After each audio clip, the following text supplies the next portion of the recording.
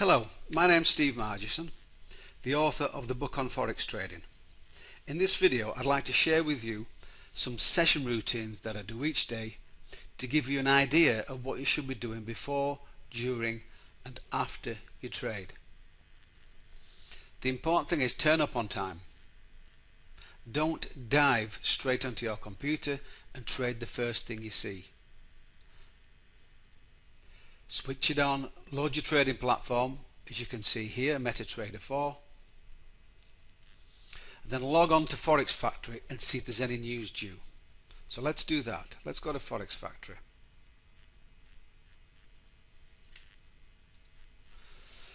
Right, we're on Thursday the 22nd of July. It's 9:16 GMT. I'm on UK time. So let's have a look.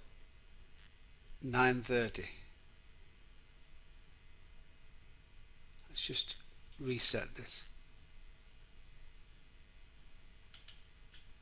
That's better. 9:30 is the next one. You can see the arrow there. Retail sales. That's a red high impact news release. If retail sales aren't as expected, which is 0.5%, you're going to get some movement in the pound dollar and any pound related currencies. So that's at 9:30. 10 o'clock we've got a medium impact on the euro, but that's it. So certainly I'm going to be careful about trading the pound, and I certainly won't take a trade until the news is gone. At least 5 minutes after the news, ideally 15 minutes after the news. So retail sales. Okay, I'm looking at other news releases. We had some euro releases. These are all green, so these have all been better than expected. All these euro were better than expected, which may have strengthened the euro this morning. So we can't trade pound related until this news comes out at 9:30. Now let's go to Daily FX and see if there are any particular news items. So dailyfx.com. So spend 5 minutes or so just reading these. I'll briefly go through them. Last night at 7 p.m. The Fed chairman testimony spooked the markets. If you were watching the markets, the pound dollar, euro dollar fell sharply while Bernanke was speaking. But these can be good times to trade, but you've got to be careful and know what you're doing. Look at Forex market news. This is about the yen pairs gaining as Asian stocks follow Wall Street lower. Good article. Joel Kruger talks about the euro dollar again. The market continues to roll over, is saying. Now this was before the news releases this morning, saying that the euro was on its way to 12700, and that's certainly still a possibility. So these things I do before I start to trade. Let's go back to the charts.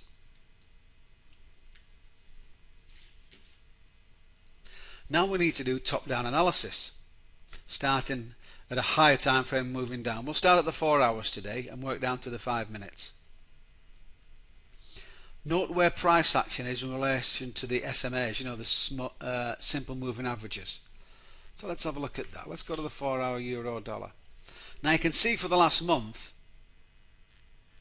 we've been trending upwards, but this trend upwards was a retracement of what's been quite a big downtrend. But we've been trending up certainly since beginning of June, as you can see. I've got a trend line in there. Yesterday after Bernanke spoke, the euro dollar did try and break through that trend line, and it's just lying on it at the moment. So what we're saying is this a dip before it goes up again? Or have we seen a change in this short-term trend back to the longer-term trend of the euro dollar falling? That's going to become clear in the next few days. Many people think it rolled over here. Let me show you why. Let's just zoom out. This is the 4 hour chart, and you can see we've got a double top here with a shooting star. We know double tops often signal reversals, but it's got a shooting star to help. There's also divergence. Take a look at this. This is a double top. So price tried to get higher, only just. that failed. But look at the stochastic. The stochastic here never rises anywhere near the way that price rises. So you've got price double top there, rising slightly, but the stochastic falling. It's clear divergence, and you did get the fall. The question now is, where does it go from here? And we'll watch using our setups to look. It's tried to get through this trend line, but it's holding at it. Let's have a look at the 1 hour. 1 hour, similar story, of course. You can see the break of the trend line and it's lying on the trend line. Today the euro dollar started to move up again. 15 minute. Yesterday the 15 minute the pound dollar was falling. The day before the pound dollar was falling. Sorry, the euro dollar was falling. Euro dollar was falling. Today the euro dollar has been rising. In fact, since the low here early morning, before the news releases, it's risen about 80 points. You can see even now the pips to the swing low is 70 pips, even from here. We haven't had a swing high for 80 pips. We're due a swing high, so this might be a top. We trade what we see, we're not what we think.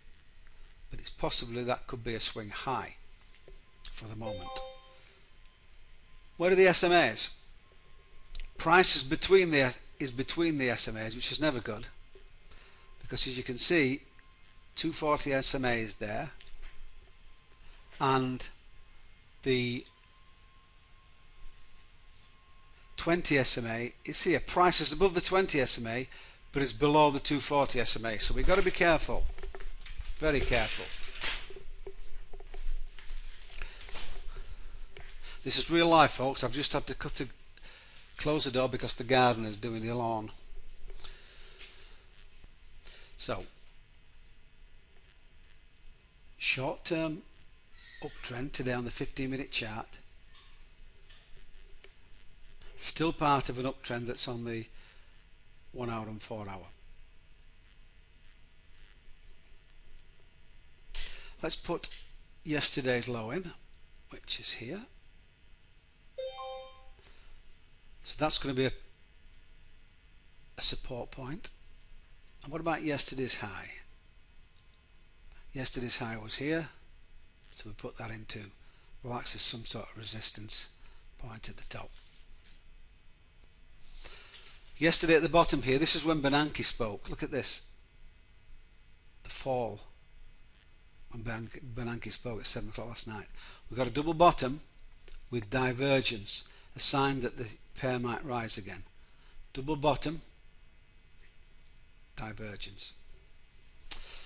Okay, 5 minutes. You can see quite clearly on the 5-minute chart we're in a short-term uptrend today that hasn't really breathed. We've got a swing low there, and we haven't seen a swing high yet, but we like, there it is, there it is, swing high on the 5-minute. I only concern myself with swing highs and lows on the 15, okay, and there hasn't one been put in yet. So I'm not keen to take any short trades today on the euro dollar for obvious reasons. Let's have a look at the pound dollar. I'm just going to go through two currency pairs. Pound dollar. You can see the 4 hour. The pound dollar has not breached this trend line yet. Again, about the same time as the euro dollar, beginning of June, it started the uptrend. You can see nothing goes straight up, goes up, comes back, goes up, comes back, goes up, comes back. Now, is this a dip, or is it a change in trend to the overall long-term trend, which is down on the dailies? At the moment, it's looking like it's just a dip, and then it's going to go up again. But we'll see, and we're watching this in case there's any breaks. 1 hour chart, similar thing. You can see the dip more clearly here. Has it rolled over? Or have we just seen a normal dip and it's going to go forward again? 15-minute chart. Yesterday's high, let's put that in. And yesterday's low is there. This is when Bernanke spoke. See, it came right down. But it's regained the ground. Today, short-term uptrend again on the pound. But there's news coming out in 4 minutes. Retail sales. So we need to watch this. Again, prices between the two moving averages. It's above the 20, but it's below the 240. Not an ideal situation. We like it to be above both or below both. Yesterday, the pound was in a downtrend. Then it went sideways. Today, the pound's in a short-term uptrend. Looking at the 5-minute, you can see quite clearly that we're in a short-term uptrend on the 5-minute chart. Waiting for this news item. Okay, moving on. Let's have a look at the pound-dollar FSS dashboard, which is available for sale on my website, the book on forextrading.com. Look at today's range. It's only 72. Yesterday we had 211. The weekly average daily range is 180. The monthly is 158. So we've got a long way to go today. Is it going to continue going up, or will it reverse and go down? Let's watch and see. Remember, trade what you see, not what you think. So today's range is small at the moment. Take a look at the pips to the moving average. Now, seeing as this is the blue, we are 17 pips above the 20, and the 240 moving average on the FSS dashboard is red with 27 below. More on the FSS dashboard on the website.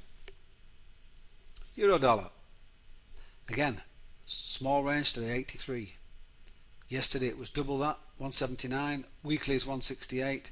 Monthly is 143. So we've still got a long way to go yet on the average daily ranges. Right, so that's how I sum up. Before I start to trade, then I turn off the phone, close my eyes, relax, do a few minutes deep breathing and visualize. Get ready to trade. Keep these things in our minds. Now during the day I'm just doing what I've showed you there. Watching price action. Watching the natural rhythm of the market, the swings. See, we're still waiting for a swing high here. I'm watching these swings. I'm looking for new double tops and bottoms, trend lines, breakouts, bounces. And I'm looking for my setups for the TIS and FSS strategies, and I'll take them without hesitation. I keep an eye on the news. All this activity helps me get a feel for price action. Remember, don't feel compelled to trade, because not trading is trading, because you're learning to watch price action, and this experience is vital. At the end of the day, post-session routine, complete your trading log. I would prefer you completed your trading log nearly after every trade. But if not, complete your trading log at the end of the day. The news just came out on the pound dollar, and you can see the pound dollar so far has gone up 23 because it was down at the 52.00. It's rising on that news, and it's continuing to rise. Retail sales were 0.7 instead of 0.5. People are spending money in the UK in the shops. Good for the pound, so the pound dollar is rising. That's why you cannot be in a trade before a news item. What if you were short here? The news would have blown your trade out of the market.